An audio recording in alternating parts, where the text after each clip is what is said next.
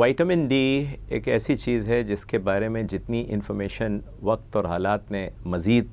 आने वाले वक्त में भी और अब भी बढ़ती चली जा रही, बग़ैर किसी वजह के थकन का होना, रूटीन एक्टिविटी, पट्ठों का साथ ना देना, पट्ठों में खिंचाव का रहना, और इसके अलावा किसी पेशेंट का डिप्रेशन में जाना, किसी पेशेंट का काम में दिल ना लगना, और कुछ ऐसी बीमारियां जो ऑटो इम्यून डिसऑर्डर्स कहलाती हैं, कुछ ऐसी बीमारियां जिनको हम कैंसर्स कहते हैं, उनका बढ़ जाना, ये तमाम के तमाम चीज़ें विटामिन डी की कमी में आ सकती हैं, हो सकती हैं। और इसको हर डॉक्टर को जब कोई एक्सप्लेनेशन इन अलामात का ना मिल रहा हो तो वहाँ विटामिन डी का टेस्ट करा लेना, खुसूसन पाकिस्तान में जहाँ के देखा जा चुका है कि हमारे यहाँ प्रेवलेंस विटामिन डी की कमी का दूसरे ममालिक के मुकाबले में कदरे ज़्यादा है, तो इसमें कोई कबाहत, कोई बुराई नहीं है। कौन सा टेस्ट करना है वो डिपेंड करता है उस डॉक्टर पे जिसने वो मरीज़ देखा है। तो मैं यहाँ पे वो टेस्ट ख़ास तौर पे अलग से नहीं डिफ़ाइन करना चाहता ऑडियंस के लिए, उसको हम उस डॉक्टर के ऊपर उसकी सवाबदीद पे छोड़ दें। मेरा ख़्याल है कि ये बहुत बड़ी जो है एक अलामत है किसी आदमी को कि उसके रूटीन एक्टिविटी में थकन का रहना, उसकी बॉडी का साथ ना देना, और पट्ठों में दर्द का होना, और जिस्म में हड्डियों में दर्द का होना, और पेशेंट को अच्छा फ़ील ना होना, लो फील होना। ये कैफियत बहुत सारी कंडीशंस में, जैसे आपने अपने इंट्रो में कहा, हमारे यहाँ कॉमनेस्ट जो ऑर्गेनिक बीमारियां हैं बिसाइड्स विटामिन डी डेफिशिएंसी, उसमें डायबिटीज़ एक बड़ी बीमारी है, हेपेटाइटिस, खुसूसन वायरल हेपेटाइटिस एक और ग्रुप है जिसको हम कंसिडर करते हैं। थर्डली हमारे यहाँ हाइपोथायराइडिज़म, जिसको हम थायराइड हार्मोन की कमी कहते हैं, वो एक बहुत बड़ा रीज़न है। और पाकिस्तान में मेरा ख़्याल है कि चंद ही फैमिलीज़ होंगी जिनके अफराद में किसी एक को भी थायराइडल डिसऑर्डर ना हो। हमने तो देखा है कि हमारे अपने कलीग्स में और हमारे मरीज़ों में थायराइड से मुतल्लिक जो चीज़ें हैं वो बहुत ज़्यादा बीमारियों की सूरत में, खुसूसन हाइपोथायराइडिज़म की सूरत में, सब क्लिनिकल की सूरत में पाई जाती हैं। अच्छा, फिर इसके अलावा हमारे यहाँ बिसाइड्स विटामिन डी और दूसरी चीज़ों की डेफिशिएंसी, जैसे हमारे यहाँ B12, विटामिन B12 है, उसकी कमी, और जिंक की कमी,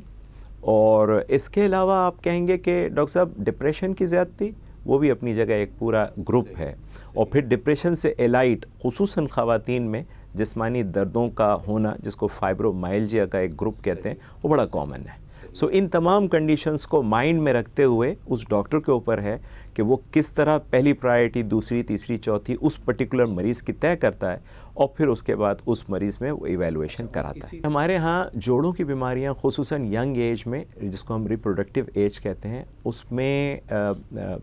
इन्फ्लेमेटरी या ऑटो इम्यून, यानी बॉडी की मुदाफ़ियत उसके अपने जोड़ों के ख़िलाफ़ और जिस्म के मुख्तलिफ़ आज़ा के ख़िलाफ़ अपना काम शुरू कर दे, ऐसी बीमारियां भी काफ़ी तादाद में हैं। और उन बीमारियों में रोमेटॉइड आर्थराइटिस, SLE या सिस्टमिक लुपास एरिथमेटोसिस, या सोरियासिस करके एक बीमारी है, उससे रिलेटेड आर्थराइटिस, जल्द की जो बीमारी है उससे रिलेटेड आर्थराइटिस, या हमारे यहाँ पोस्ट वायरल इलनेस, जो कि हम अब पेंडेमिक में रह रहे हैं तो हम वायरल इलनेसेस को भी नहीं भूल सकते, तो उन जोड़ों को मुतासर करती है। तो उससे अगर हम ओल्डर एज में देखें, ये तो हमने अभी जो बातें की जोड़ों की बीमारी जवानों में, लेकिन अगर ओल्डर एज में देखें तो हमारे यहाँ ऑस्टियोआर्थराइटिस, यानी खुसूसन वो जोड़ जो वेट बेयरिंग जोड़ है, जैसे हमारे नी जॉइंट्स हैं, घुटने हैं, और कमर के जो आखिर के पोर्शन में जो मोहरें हैं, उनकी बीमारियाँ भी काफ़ी जो है प्रेवलेंट हैं। और उसमें भी विटामिन डी की कमी, कुछ कैल्शियम की कमी, और कुछ हमारी एक्सरसाइज का ना प्रॉपर किया जाना, और साथ साथ हमारा मोटापा ख़ास तौर पे पार्ट प्ले करता है और उनके जेनेसिस में होने में। हम जिन ममालिक में शुमार होते हैं वहाँ धूप की कमी उमूमी तौर पे नहीं कंसीडर की जाती। हमारे यहाँ साल के बेशतर दिनों में धूप अच्छी मतलब सनलाइट मौजूद होती है, लेकिन उसके बावजूद अनफॉर्चुनेटली हमारे जो लेवल्स हैं, लोकल स्टडीज़ जो हमारे अपने लोगों ने की हैं, और कुछ इंटरनेशनल स्टडीज़ जो हमारे लोगों पर इंटरनेशनल ग्रुप्स ने की हैं, वो ये साबित करती हैं कि हमारे यहाँ एक बड़ी तादाद अब मैं उसको परसेंटेज वाइज ले लूँ तो एक स्टडी आगा खान हॉस्पिटल की कुछ साल पहले पब्लिश हुई तो 92% लोगों में डेफिशिएंसी देखी गई और उन 92 में से आप कह लें कि सीवियर डेफिशिएंसी तकरीबन 65% लोगों में देखी गई, जो कि एक बहुत बड़ा फिगर है। इसके लेवल्स जो इंटरनेशनल रेकन हुए हैं वो तो हमें शेयर कर लेने चाहिए। वो ये है कि हम 25 हाइड्रोक्सी विटामिन डी उमूमन देखते हैं कि स्टडीज़ में और मेजर कराए जाते हैं बाय द डॉक्टर्स। अब उन लेवल्स में अगर 30 से कम है तो पेशेंट को डेफिशिएंसी है, और अगर 30 से और 21 के दरमियान है तो उसको इनसफिशिएंसी कहा, 20 से कम को प्योर डेफिशिएंसी कहा,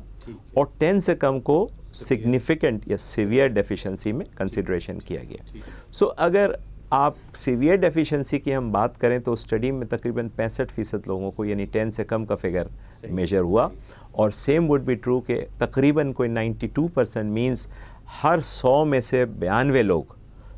30 से कम या तो इनसफिशिएंसी या डेफिशिएंसी के लेवल के ज़िम्रे में वो आते हैं। तो ये बहुत बड़ा फिगर था। क्यों आते हैं ये सवाल था, तो उसका जवाब जो है बड़ा मुश्किल है एक लाइन में देना। क्यों कि इस पे बहुत बहस है कि हमारा शायद उस टाइम में यानी दिन के वक्त वो वक्त जिसमें अल्ट्रावायलेट बी रेज़ सूरज की हम पे पड़ती है, हम उतना एक्सपोज नहीं होते। ठीक है, एक ये है, बड़ी बड़ी इमारतें हमने बना ली हैं। ठीक है, अच्छा, फिर दूसरी हमारे यहाँ जो फोर्टिफिकेशन एक्ट है फॉर फूड वो बन तो गया था 1976 में, लेकिन जो कारोबारी हजरात खुसूसन एडेबल आइटम्स बनाते हैं उनको बाइंड नहीं किया गया कि सोर्स कौन सी होगी, एनिमल सोर्स होगी या वेजिटेबल सोर्स होगी। यानी प्लांट ओरिजिन का जो कि B class vitamin D generate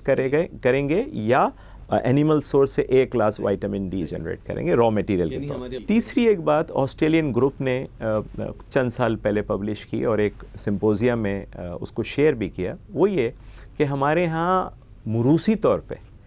active vitamin D की जो कन्वर्जन है इस रेस में जिसमें जो पाकिस्तान में हम लोग देख रहे हैं